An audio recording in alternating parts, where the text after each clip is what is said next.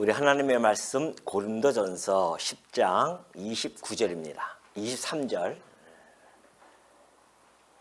고린도전서 10장 23절 말씀 보시겠습니다.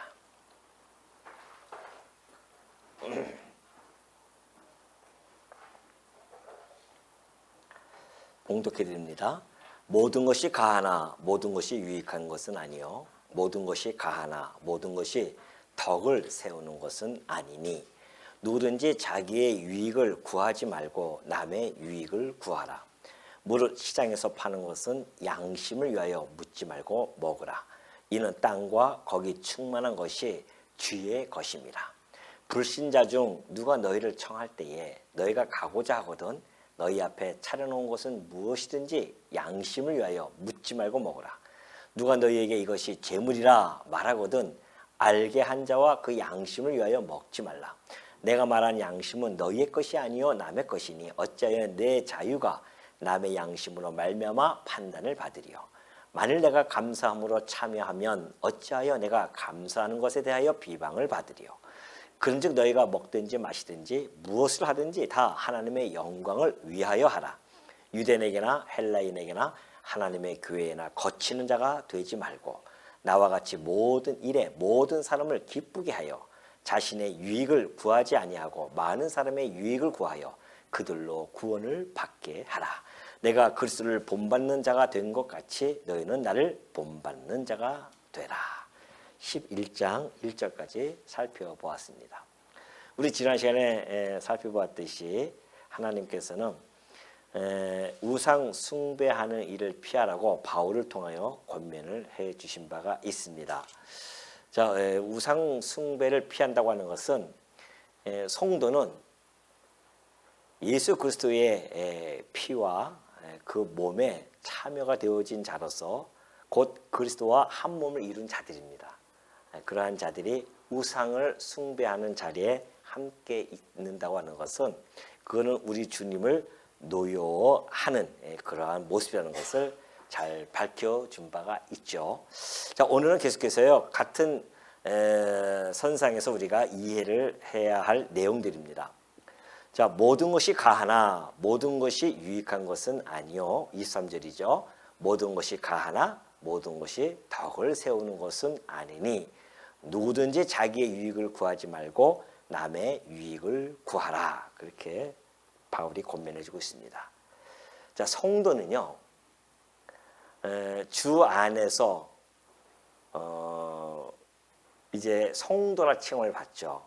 그러니까 주 안에서의 성도라고 하는 것은 주 안에서라고 하는 그 뜻은 죄와 사망이라고 하는 것에서부터 해방을 받은 성도라는 뜻입니다. 그래서 주 안에서 참 진리 곧 자유함을 누리는 자들입니다. 그러니까 성도는 자유함을 누리는 자들이에요. 그래서 모든 것이 다 할 수 있습니다. 모든 것을 우리는 다 거리낌이 없죠. 예를 들어서 이사를 가잖아요. 이사를 가면은 반드시 손 없는 날을 택해야 됩니다.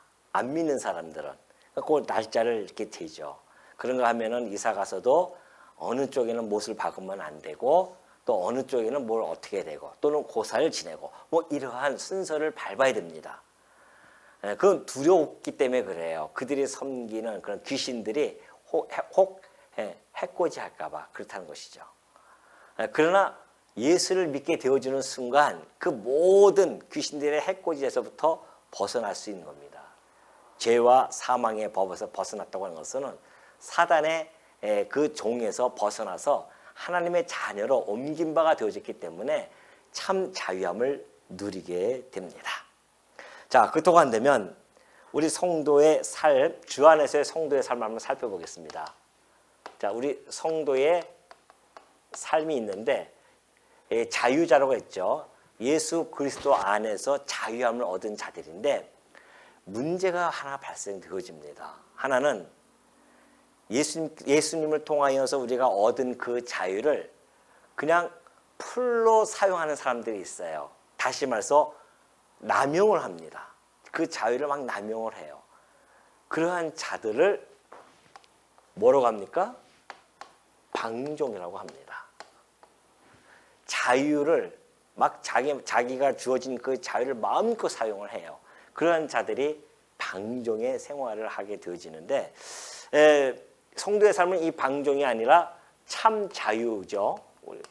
그런가 하면은 하나님이 주신 이 자유를 절제하면서 살아가는 분들이 있습니다. 그러한 분들은 바로 이 참 자유를 누리면서 살아갑니다. 자, 그렇다고 한다면 이 방종의 삶과 이 참 자유의 그 삶의 기준이 도대체 뭔가? 저 사람은 뭐가 방종이고 저 사람은 참 자유자로서의 삶을 살아가고 있는가? 참 자유자라고 하는 것은 절제의 삶이라고 할 수 있죠. 절제를 해 나가면서 살아가는 사람입니다. 기준이 있어요. 자, 우리 한번 기준을 살펴보면은 방종으로 살아가는 사람들은 그 기준이 여기서 지금 나와 있지 않습니까? 문맥적으로 보면은 모든 것이 가하나 모든 것이 유익한 것은 아니요, 모든 것이 가하나 모든 것이 덕을 세우는 것은 아니다는 겁니다. 자, 누구든지 자기의 유익을 어떻게 해요? 구하지 말라. 다시 말해서 자기의 유익을 구하면서 살아가는 사람, 이 사람은 방종의 삶이라고 보면 틀림이 없습니다. 다시 말해서 이것은 이기적이에요. 아주 이기적으로 살아가는 사람입니다. 이기적입니다.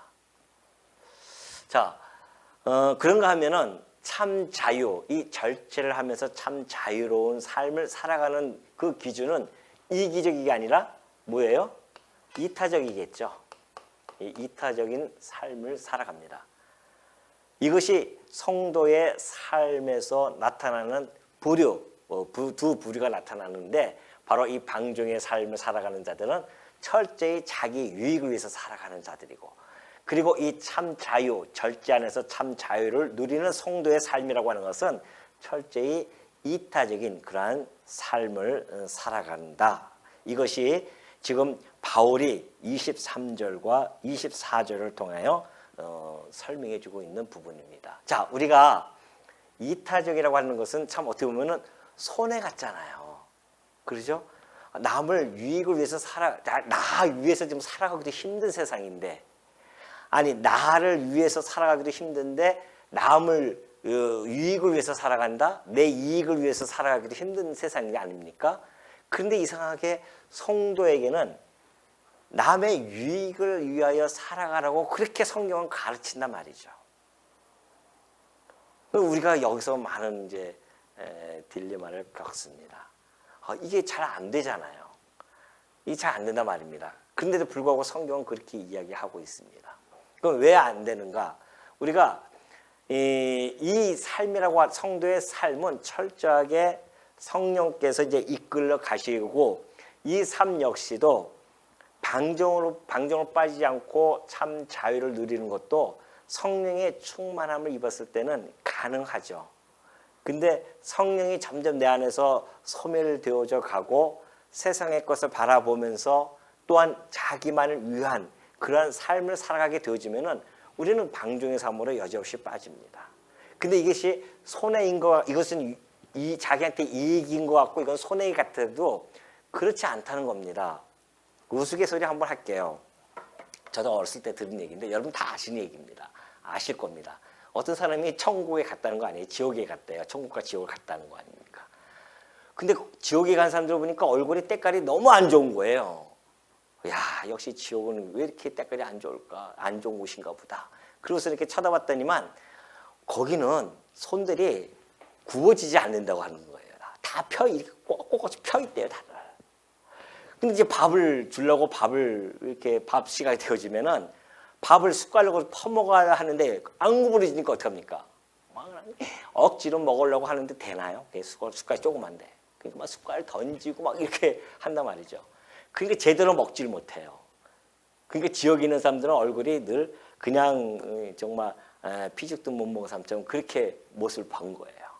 그런데 그 건너편에 이제 천국을 갔는데 와, 때깔들이 우리 성도님처럼 그냥 얼굴이 그냥 반짝반짝 빛나기 시작한 거예요.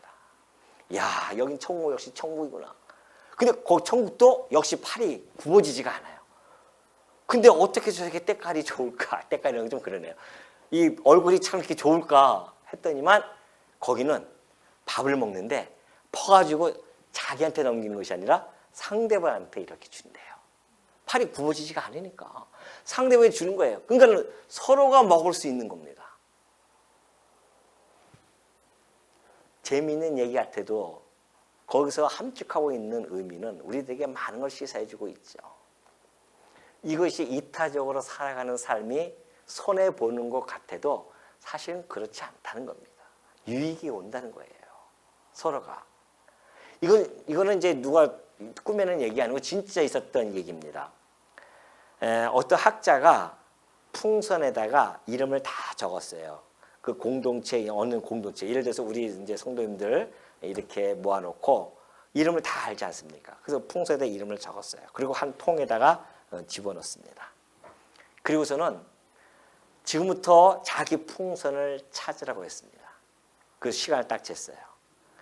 5분, 10분 지나도 자기 풍선을 찾기가 너무너무 힘듭니다. 예를 들어서 한 50명이 돼요. 그럼 50명의 풍선을 각자가 이름을 찾으니까 찾을 수가 있겠어요? 찾다가 없으면 확 던지고 막 이렇게 하다 보니까 자기 풍선을 찾을 길이 없어요. 뭐 시간이 하염없이 가도 찾지를 못합니다. 그래서 이번에는 룰을 바꿨습니다. 상대방, 다른 사람의 풍선을 찾아주라고 그렇게 이야기를 했어요.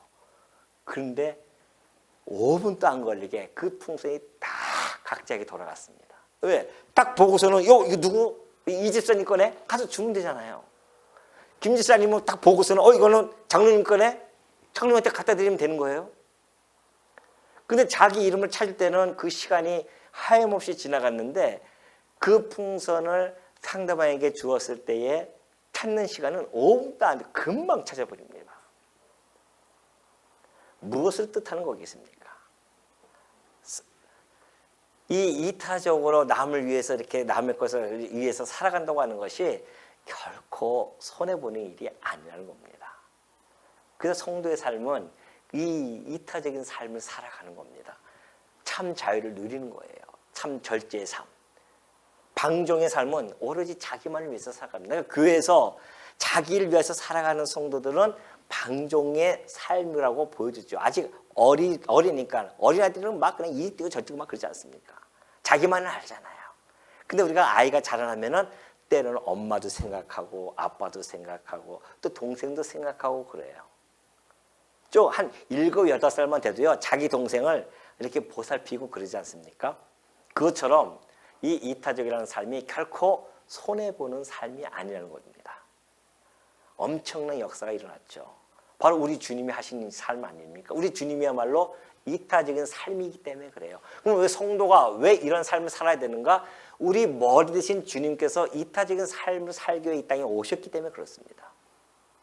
그분이야말로 참 자유자로서 하늘에서 하나님과 함께 영원토록 살 수 있는데 뭐하러 육신의 몸을 입고 이 땅에 오시냐 말이죠. 번거롭게. 당신의 이익을 위해 당신의 이익을 따지면은 오실 필요가 없죠. 뭐하러 오십니까? 이곳으로 힘들게 십자가에 죽어야 하는 그 길을. 근데 우리 주님께서는 과감하게 당신의 자유를 절제하면서 그 자유를 사용하셨습니다. 어떻게? 이타적으로 우리를 위해서 십자가에 달려 죽으러 이 땅에 오셔서 철저히 이타적인 삶 아닙니까? 그렇게 손해보는 것이 어딨어요? 그렇게 용옥을 먹었음에도 불구하고 욕을 먹고 손가락질을 당함에도 불구하고 십자가에서 죽으심으로 말미암아 오늘 우리가 하나님의 자녀가 되어지는 천국 백성이 되어지는 이 놀라운 역사가 벌어진단 말입니다. 절대 손해보는 일이 아니라니까요. 예수님이 손해보셨습니까? 아니에요. 우리 주님으로 통하여 당신의 백성이 너무너무 많이 이 땅에 펼쳐지게 되어졌고 그걸 통해서 당신이 왕으로서의 당신의 백성을 모으는 그런 놀라운 역사가 벌어지지 않느냐 말이죠.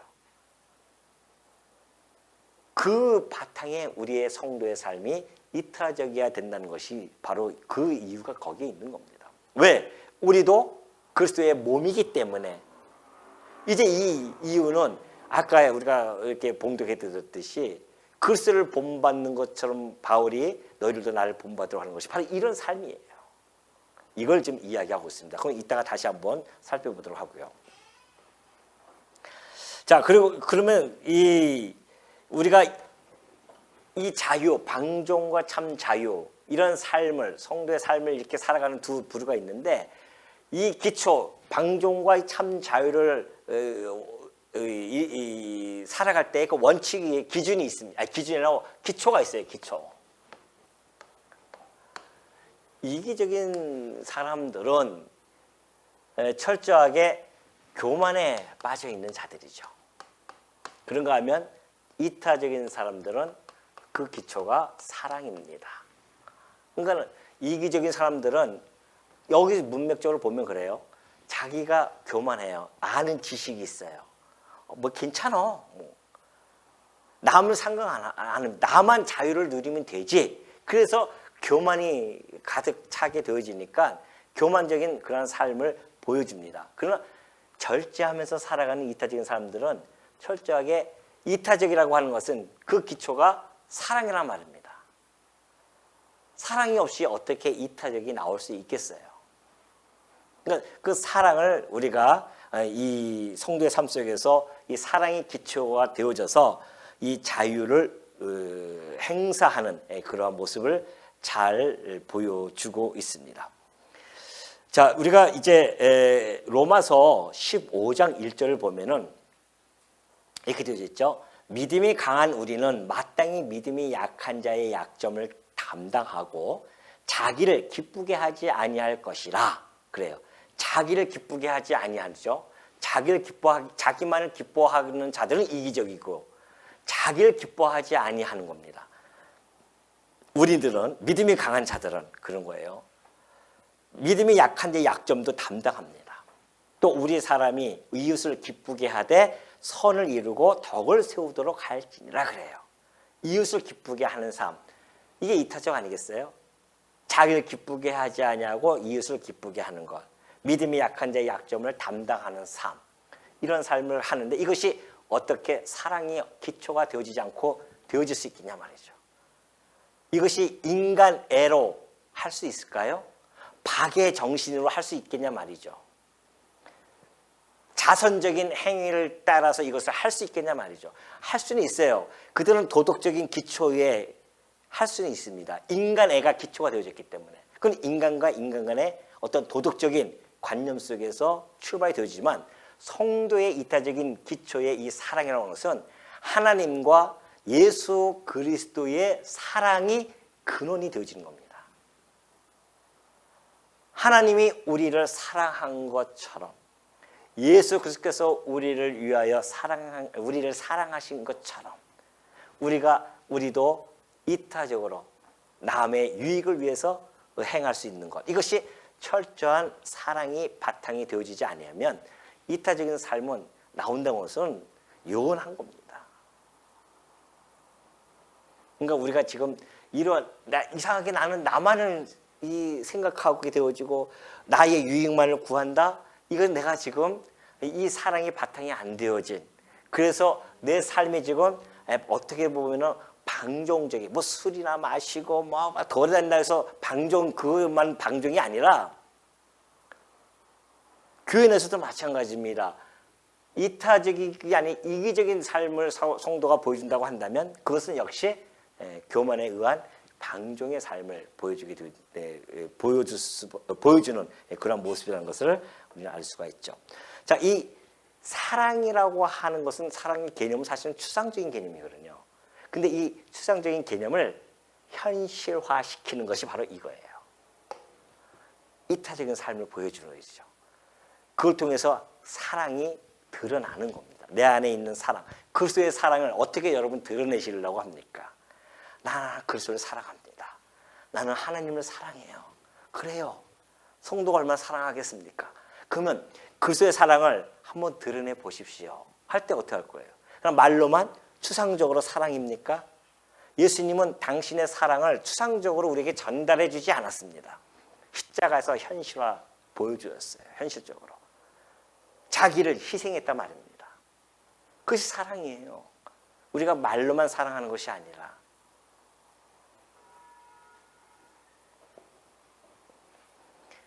그러니 우리가 사랑을 한다고 하는 것이, 그럼 사랑하는 건 구체적이게 어떻게 사랑해야 되는가? 상대방이 필요한 것을 아는 것, 이것이 사랑의 다양한 방식 중에 가장 중요한 하나의 요소입니다. 상대방이 이 사람을 이타적 남의 유익을 위해 살아가야 되는데 이 사람이 필요한 게 뭐며 이 사람이 도대체 어떠한 상황이 있는지를 잘 알아야 되죠. 아니, 자, 호랑이하고 소가 만나가지고 첫눈에 막 불꽃이 튀어가지고서는 결혼을 했대요.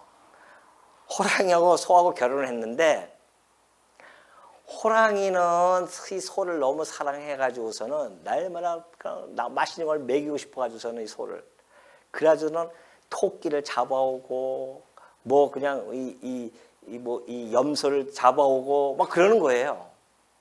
또 이 황소는 이 호랑이를 너무 사랑해가지고서는 저녁만 빨리 퇴근하고 오길 기다렸다가 그냥 풀을 해가지고서는 열심히 만들어가지고서는 주는 거예요. 분명히 사랑을 하는데 뭐예요? 그 사람이 뭘 필요한지를 모르는 겁니다. 그것이 과연 사랑일까요? 사랑이라고 하는 것은 상대방이 필요한 걸 채워주는 거거든요. 여러분 연애할 때에 어떻게 했었습니까? 어떻게 기억이 나세요? 기억이 가물가물하십니까? 연애할 때에 그 사람이 뭔가 필요한가를 늘 살펴봐요. 이 사람이 뭐가 필요하지? 해주고 싶은데 사랑 막 해주고 싶어요. 근데 뭐가 필요한지를 알아야 되지. 그 사람이 필요하지 않은 거를 막 무조건 자기 생각 속에 사랑해서 표현을 한다? 이것처럼 무례한 것이 어디냐 말이죠. 사랑은 상대방이 무엇이 필요한지를 잘 보고 그리고 그 필요를 채워주는 이런 것들이 사랑의 모습이란 말이죠.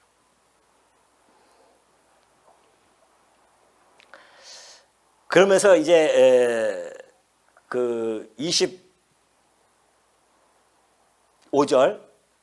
25절을 보면은 무릇 시장에서 파는 것은 양심을 묻지 말고 먹으라 그렇게 이야기하죠. 자, 그 전에 이제 요 하나 더 좀 살펴보고 갑시다. 그 23절 보면은 덕을 세우는 것은 아니니 그러잖아요. 그러면 자, 이 결과를 한번 봅시다. 결과. 방종에 의해서 이기적으로 교만 가운데 살아가는 그 결과는 어떻게 나타날까요? 이것이 분열로 나타납니다. 결과를 보면은. 그런데 여기는 건덕으로 나타나요. 덕이 세워집니다. 덕을 세운다면 덕이 세워진다고 하는 것은 헬라어로 보면은 건물이 세워진다는 뜻입니다. 건축이 되어진다는 뜻이에요. 다시 말해서 우리가 봤을 때는 교회가 세워지는 겁니다. 그러니까 성도가 방종의 삶을 사는 성도가 많으면 많을수록 교회는 어떻게 됩니까? 분열로 치닫는 겁니다. 왜? 자기 이기적인 생각만 가지고서는 살아가니까.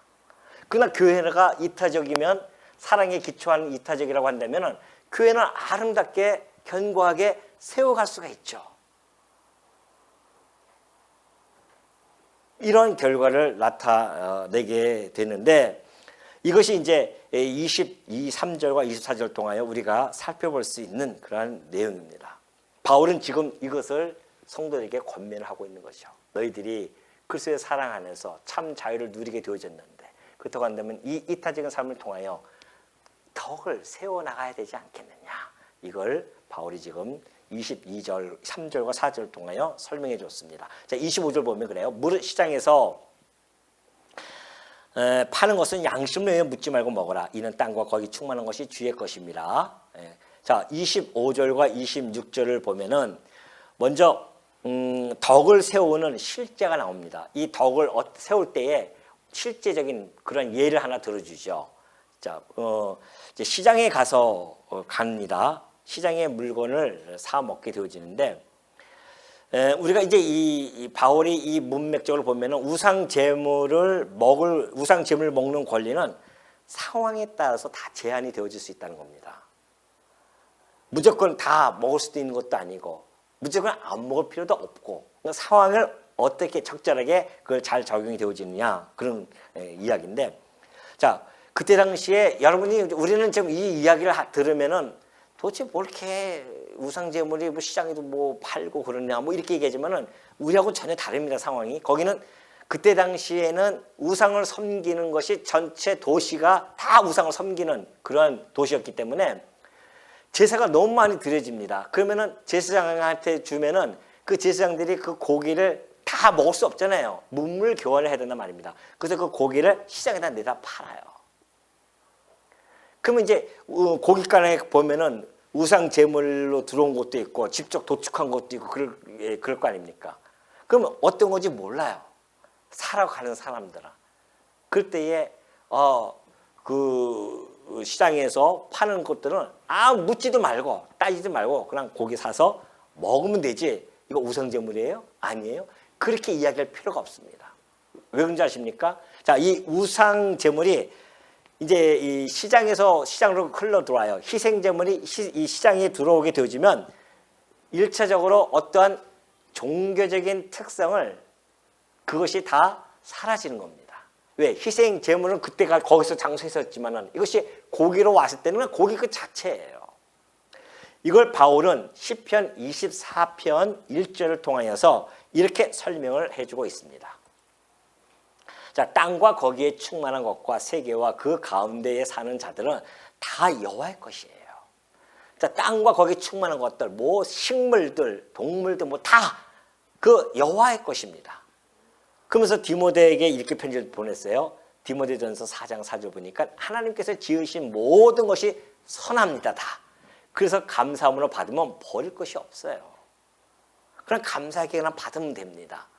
거기다 따질 필요가 없다는 거죠. 바울이 지금 그걸 이야기해 주고 있어요. 시장에서 파는 것 양심을 왜 묻지 말라. 왜? 다 땅과 거기 충만한 것이 주의 것이기 때문에. 성도들이 언제든지 다 먹을 수 있죠. 그러면서 28절 보니까 그래. 27절. 또 하나는 불신자 중 누가 너희를 청할 때에 너희가 가고자 하거든 너희 앞에 차려놓은 것은 무엇인지 양심을 묻지 말고 먹어라. 첫 번째는 뭐예요? 시장에서 파는 물건은 묻지 말고 사 먹고, 두 번째는 불신자가 초청을 해요. 그 불신자가 이제 예를 들어서 직장 동료인데 불신자가 우리 아이 돌입니다. 좀 오세요. 그래서 동료들이 다 갔어요. 갔는데 그 돌 잔치하면서 그 사람이 정말 뭐 제사를 지내가지고 뭐 그런 걸 가지고 왔단 말입니다. 그러면 그걸 갖다가 이거 혹시 제사 음식입니까? 물어볼 필요가 없어요. 그냥 주는 대로 먹으면 됩니다. 그냥 먹으면 돼요. 차려놓은 것은 무엇인지 양심을 위하여 묻지 말고 먹어요. 그런데 누가 너에게 이것이 재물이란 말하거든. 옆에 같이 갔던 동료가 과장님 이거 저 재물 희생 재물이라는데요. 근데 이 사람은 보니까 성도예요. 보니까 이 정도 얘기하면 성도가 얘기하지 그 이방인들이 뭐 재물에 대해서 아무 감각이 없는 사람들인데 그런 얘기 하겠습니까? 그러면 믿음이 연약한 사람이니까 이 우상 재물과 우상 이 제의 곧 제사와 동일시 여기는 사람이란 말입니다. 이 정도 물음이 있다고 한다면 그럼 믿음이 연약한 자죠. 그런 자가 물어봐요. 과장님 이거 먹어도 되는 겁니까? 왜요? 그러니까 이거 우상 제물이라고 하는데요. 그럼 여러분 어떻게 되겠습니까? 괜찮아. 아무것도 아니야. 이거예요. 교만이에요. 지식이 이거 아무것도 아니야 우상. 그건 자기한테는 아무것도 아니지. 그 연약한 자에게는 걸리는 다 맞는 양심에 걸려요. 바울이 하는 얘기입니다. 그럴 때는 어떻게 해라? 먹지 마. 왜? 그 사람을 위해서. 그렇게 이야기하는 사람의 그 양심을 위해서 먹지 말라는 겁니다. 얼마나 이타적입니까? 자기를 위하면 먹어요. 이 맛있는 걸 왜 안 먹냐? 내가 여기까지 와가지고서는. 그럴 수 있잖아요. 그런데 그 사람의 양심을 위해서 절제를 하는 겁니다. 이것이 뭐예요? 교회를 세워나가는 성도의 삶입니다. 바울이 지금 그걸 권면해주고 있어요. 그러면서 29절에 보면 그래요. 내가 말한 양심은 너의 것이 아니요 남의 것이니 그 물어보는 사람의 양심 것이라 이것이죠. 어찌하여 내 자유가 남의 양심으로 말미암아 판단을 받으려. 만일 내가 감사함으로 참여하면 어찌하여 내가 감사하는 것에 대하여 비방을 받으려 그래요.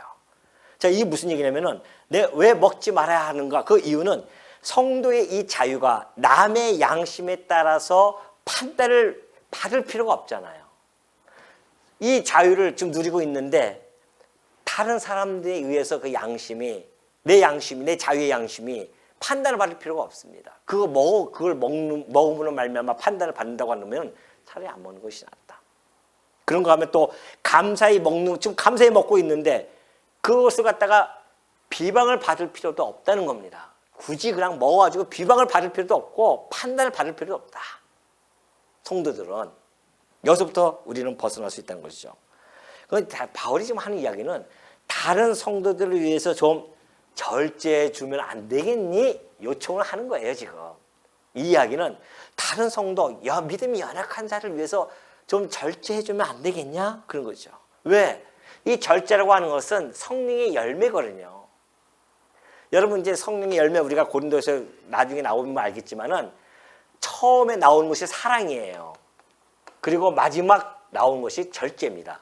성령의 열매 첫 번째가 사랑이고요. 마지막 종결 짓는 것이 절제입니다. 이것이 사랑의 열매로 이것이 다 함축되어져 있어요. 사랑과 절제. 이것이 우리가 내뿜어야 할 성령의 열매, 우리가 맺혀야 할 성령의 열매라는 것이죠.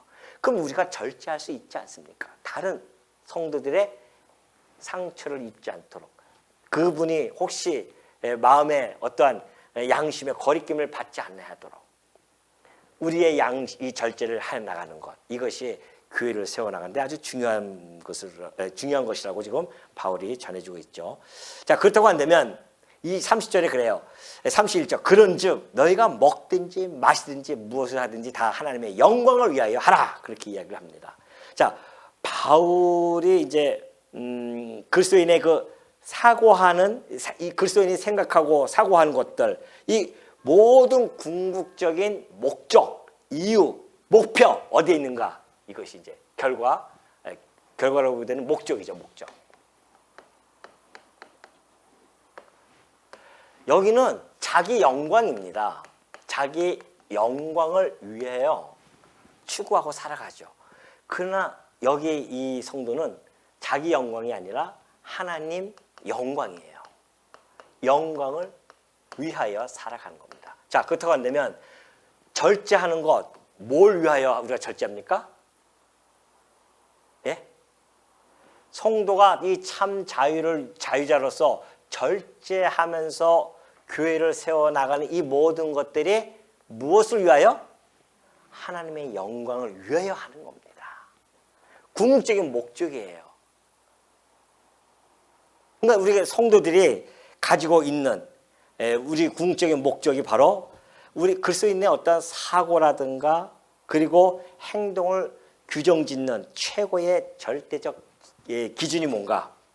하나님의 영광을 위하여 우리의 삶에 우리가 무엇을 생각하든지 어떤 행동을 취하든지 우리의 절대적 하나의 기준, 이것은 곧 하나님의 영광을 위하여 살아가는 것.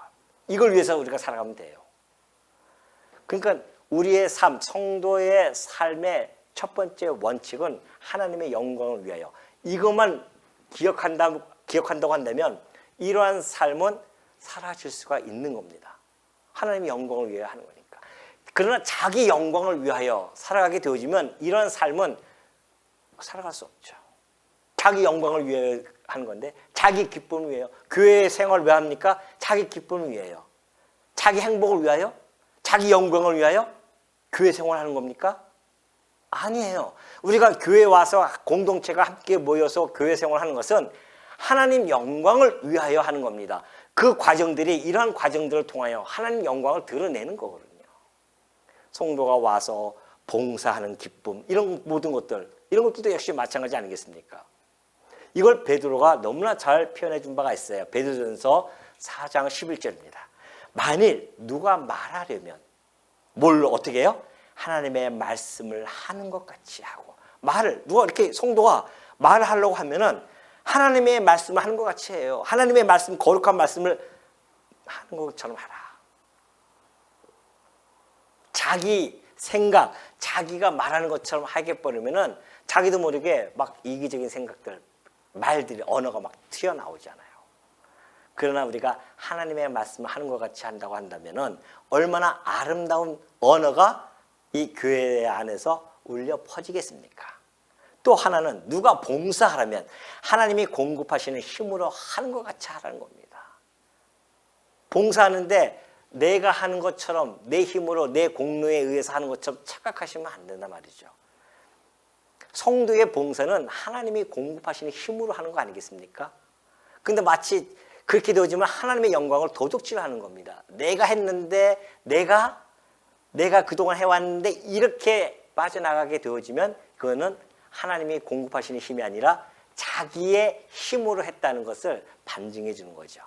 성도는 봉사할 때에 하나님이 공급하시는 힘으로 하기 때문에 내 공로가 드러나는 것이 아니라 나를 통해서 누가? 하나님의 영광이 드러나는 것. 이것이 곧바로 나오잖아요. 이는 왜 그러냐 하냐? 왜 그렇게 해야 되는가? 하나님의 말씀을 하는 것 같이 해야 되고 하나님이 공급하시는 힘으로 하는 것 같이 하는 이유가 있다는 겁니다. 왜요? 범사의 예수 그리스도로 말미암아 하나님의 영광을 받으시게 하려 하는 것이다. 이게 목적이에요. 교회생활 여러분 왜 하십니까? 사회생활 왜 하십니까? 왜 해요? 오늘 여러분 나가서 일을 하셨잖아요.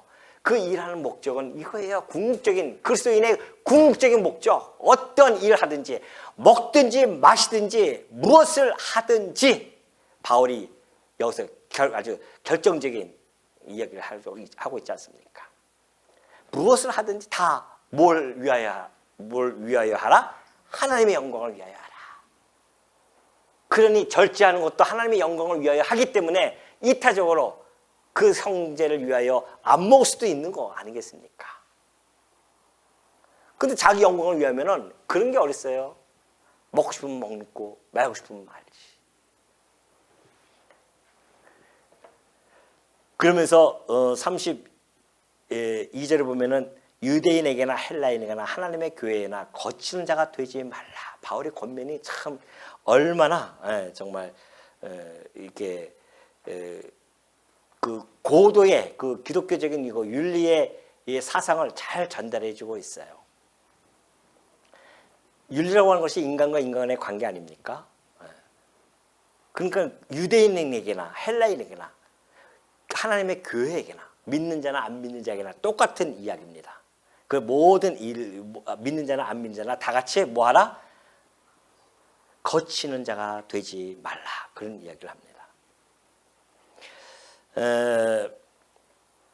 모든 생활 속에서 타인의 유익을 위해 하는 것 이것이 중요하다는 것이죠. 우리가 교회에서 사랑을 베풀고 용서를 하고 배려를 하고 용납을 한다고 한다면 이 교회 내 안에서만 하는 것이 아니라 밖에 나가서도 또 동일하게 그렇게 사회에서도 행할 수 있어야 된다는 것을 바울이 지금 이야기를 해주고 있습니다. 그러면서 나와 같이 모든 일에 모든 사람을 기쁘게 하여 자신의 유익을 구하지 아니하고 많은 사람의 유익을 구하여 그들로 구원을 받게 하라. 바울 얼마나 당당하게 이야기합니까? 나와 같이 그래요. 바울은 정말 앞에서 보여줬듯이 얼마나 이타적입니까? 성도가 혹시 상처를 받을까 봐 아예 난 음식 안 먹겠다, 난 고기 안 먹겠다 그 정도까지 말할 정도로. 그리고 그는 철저하게 절제를 하면서 자기의 권을 다 사용하지 않았어요. 고린도 성도들에게 자기의 권, 나 사도니까 이거 해줘. 안 그랬단 말입니다. 그리고 오히려 자기는 자비랑하면서 그렇게 성도들을 향해서 그 절제의 모습을 철저히 보여줬죠. 그래서 지금 하는 이야기예요. 내가 나와 같이 모든 일에 모든 사람을 기쁘게 하라는 겁니다. 자신의 유익을 구하지 아니하고 많은 사람의 유익을 구하여 그들로 구원을 받게 하라. 바울은 9장 22절에서 얘기했듯이 나는 유대인에게는 유대인처럼 헬라인에게는 헬라인처럼 그리고 연약한 자에게는 연약한 사람처럼 그렇게 했던 것은 그들을 얼마만큼 좀 해서 구원을 얻게 하는 것이다. 바울은 자기의 선교적인 사명이 있기 때문에 그 구원을 위해서는 그 상황들을 잘 유연하게 대처를 했습니다. 그렇다고 해서 진리와 타협한 건 아니에요. 바울이 진리의 문제에서는 아주 정확하게 예리하게 아주 그냥 칼날로 그렇게 자르듯이 자르지만은 그러나 그 외의 부수적인 것들 가지고 그렇게 연연해하지 않았었습니다. 왜요? 그 사람들의 구원을 위해서. 이것이 바울이 가졌던 그러한 신앙관이었기 때문에 이런 것들을 너희가 남의 유익을 위하여 살아가는 것, 이것을 배우라는 것이죠. 그러면서 11장 1절에 보면 그렇습니다. 내가 그리스도를 본받는 자가 된 것 같이 너희는 나를 본받는 자가 되라. 바울은 그리스도를 본받았습니다. 무슨 본? 이런 본을 받았어요. 참 절제를 하면서 이타적으로, 그리고 사랑을 베푸는 교회를 세워나가는 데 있어서 하나님의 영광을 위하여 살아가는 삶, 이것을 그리스도께서 이 삶을 살아왔기 때문에 그래요. 그리스도께서 정말 당신이 이타적으로 이 땅에 오셔서 당신의 사랑을 십자가에서 보여주셨고, 그래서 교회를 세워나가지 않았습니까? 뭘 위해서? 하나님의 그 약속, 언약을 위해서, 영광을 위해서 그렇게 살아왔습니다. 그걸 잘 아는 바울은 그리스도께서 이런 삶을 살아갔듯이 자기도 그 본을 따라서 살아갔다는 거 아니겠어요? 얼마나 이렇게 당당하게 담대하게 이야기할 수 있습니까? 지난번에도 말씀드렸지만 우리가 그래서 이 본의 계대가 이루어져야 됩니다.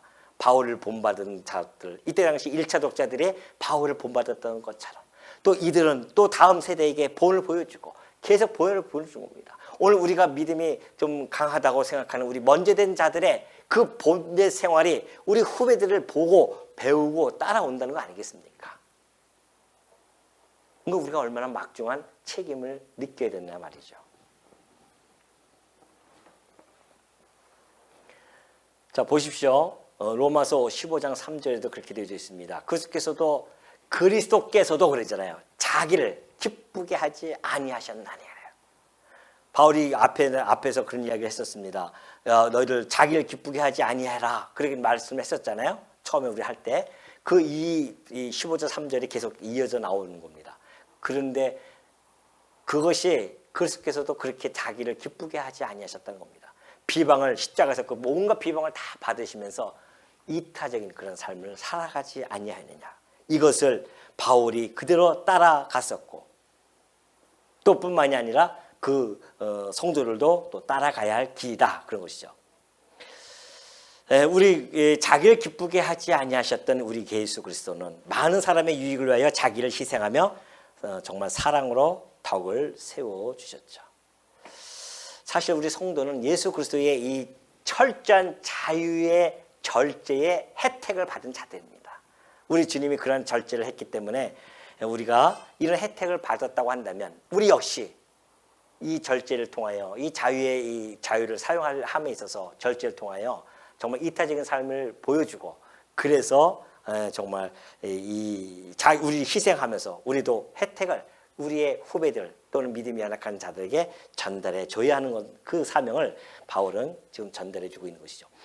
그러니 우리가 살아가면서 바울이 얘기했듯이 그래요. 고린도후서 13장 5절 보니까 너희는 믿음 안에 있는가? 너희 자신을 시험하고 너희 자신을 확증하라고 그렇게 이야기합니다. 예수 그리스도께서 너희 안에 계신 줄 너희가 스스로 알지 못하느냐? 그렇지 않으면 너희는 버림받은 자랍니다. 만약에 우리가 내 안에 예수 그리스도가 있어 라고 그렇게 알고 계시지 않으면은 버림받은 자래요. 내가 정말 그리스도가 있는가 내 안에? 그럼 예수 그리스도가 있는지를 어떻게 우리가 확증을 받을 수 있을까요? 너희 자신을 시험하고 너희 자신을 확증하라고 합니다. 어떻게 하실 겁니까, 여러분들은? 이 삶이에요. 성도의 삶을 통하여서 우리는 끊임없이 우리 자신을 시험해야 됩니다. 내가 정말 믿음 안에 있는가? 예수 그리스도 믿음 안에 있는 자인가를 날마다 우리는 매일매일 자신을 시험을 해야 됩니다. 그리고 우리는 우리 자신을 확증해야 됩니다. 내가 정말 믿음 안에 있는가? 나는 지금 현재 이타적인 삶을 살아가고 있는지, 나는 정말 지금 사랑 가운데 거하고 있는지, 나는 이 자유를 마음껏 누리는 것이 아니라 남용하는 것이 아니라 바로 이 절제하면서 남을 위하여 살아가고 있는지, 그래서 내가 정말 이 덕을 세우는 일에 협력이 되어져 있는지, 나는 하나님의 영광을 위하여 살아가고 있는지 날마다 확증하고 시험하시는 우리 주의 종들이 되어지시기를 당부드립니다.